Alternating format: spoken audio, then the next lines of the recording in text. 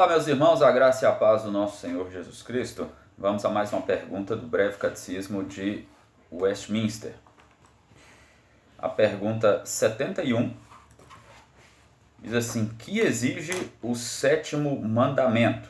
A resposta: o sétimo mandamento exige a preservação da nossa própria castidade e da de nosso próximo, no coração, nas palavras e nos costumes. Nós estamos na seção de perguntas do sétimo mandamento, que é não adulterarás.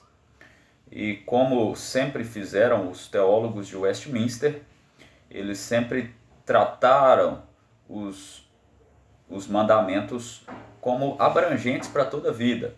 Então, não adulterarás não diz respeito apenas à infidelidade no casamento, diz respeito a toda a nossa vida relacionada à sexualidade. A gente vai falar sobre isso na pergunta 71 e na pergunta 72. Vamos trabalhar aqui os três aspectos em que o Breve Catecismo apresenta essa preservação da nossa castidade do próximo. Porque, logicamente, o mandamento, a quebra do mandamento, aliás, reflete diretamente na vida do nosso próximo, da sua família também. Então, primeiro, no coração. Lá em Marcos, capítulo 7, Jesus tem uma longa discussão com os judeus, escribas e fariseus, que queriam que seus discípulos lavassem as mãos antes de comer, porque isso fazia parte da tradição dos anciãos, a tradição dos homens. Jesus chama a atenção deles, dizendo: o que sai do homem, isto é o que contamina, porque de dentro do coração dos homens é que procedem maus desígnios, prostituição, furtos, homicídios, adultérios, e vai seguir a lista que Jesus apresenta. Então nós precisamos guardar o nosso coração. A Escritura Sagrada traz diversos textos que nos chamam a atenção de guardar a palavra no coração, por exemplo, para não pecar contra ti, como diz o Salmo 119, 11, guarda no coração as tuas palavras para não pecar contra ti, como apresenta também Jesus no Sermão do Monte, dizendo que bem-aventurados os limpos de coração, porque verão a Deus. A questão do coração é porque tudo está enraizado ali, né? Inclusive Tiago vai falar na sua carta: a procedência dos nossos pecados é do coração. Então é importante começar por aí. O que se externaliza em qualquer pecado, e aqui nós estamos falando de adultério, né, de desonrar a Deus com a sua sexualidade, começa no coração.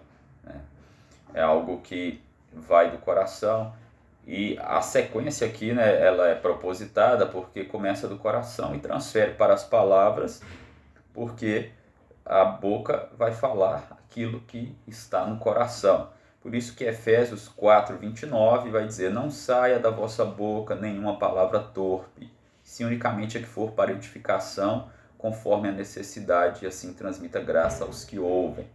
Então o nosso linguajar, nosso palavreado, também reflete como que nós enxergamos, qual a nossa cosmovisão acerca da santidade, da castidade, da pureza da sexualidade que nós devemos manter e honrar para com Deus, para conosco e para com o próximo. E também há uma referência aos costumes, são as nossas práticas. É interessante essa questão, porque as coisas estão muito distorcidas, a cosmovisão do mundo é muito distorcida. Então, quando se fala algo de costumes, de postura, de prática, logo se leva para o extremismo. E nós precisamos, ao olhar a abrangência deste mandamento, pensar em como que nós nos portamos na sociedade de modo geral, uma sociedade bastante sexualizada, que ensina crianças, adolescentes a sexualização muito cedo, e de maneira errada, lógico, não bíblica, E é uma sociedade totalmente voltada para essa questão.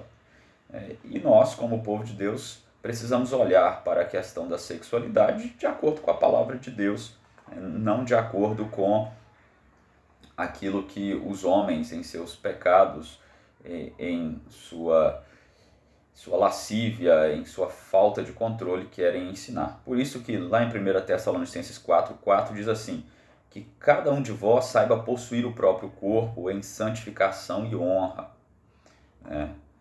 Que lá em 1 Pedro 3:2 fala, observar o vosso honesto comportamento cheio de temor. Então isso são costumes, no sentido daquilo que traz a palavra, os teólogos de Westminster, que nós precisamos pensar neles e observar. O Catecismo Maior, que é a forma mais abrangente desses estudos do Breve Catecismo, fala dos deveres exigidos no 7º mandamento, inclusive vigilância sobre os olhos. A gente se lembra de Jó, que diz que fez um acordo com os seus olhos para que não olhasse de maneira impura para uma donzela, para uma mulher. Está lá em Jó 31, verso 1. Fiz aliança com meus olhos, como pois os fixaria numa donzela. O Catecismo Maior fala assim também a respeito da temperança, da conservação de pessoas castas, a modéstia no vestuário. Esse é um ponto interessante. Quando nós falamos de modéstia no vestuário, quando os teólogos falaram, e como a gente fala também, não é pensando naquela questão de a pessoa incitar o estupro ou não é isso. A modéstia no vestuário, ela é um olhar do cristão para a maneira que ele deve se vestir, isso tanto para homem como para mulher, para que ele não leve outros a serem tentados a olharem para o seu corpo.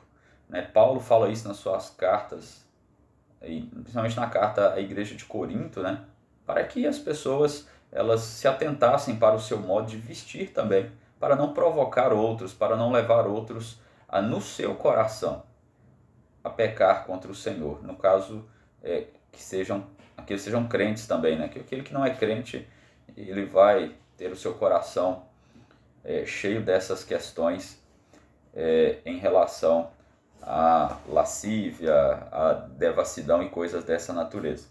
Então são coisas que os teólogos de Westminster eles se preocupavam em levar a igreja, o povo de Deus, a entender o quão abrangente é o mandamento. A gente precisa examinar a nossa vida em relação a estas questões, aquilo que está no nosso coração, aquilo que está subindo no nosso coração, que nós sabemos. O primeiro a perceber o pecado somos nós mesmos. Os outros vão ver depois que ele já foi externalizado. Então nós precisamos, como diz o ditado, matar o mal pela raiz. Quando subir qualquer coisa dessa natureza no nosso coração, nós precisamos rogar ao Senhor para que Deus tire do nosso coração qualquer desejo impuro para com o próximo. Que o Senhor nos guarde em santidade.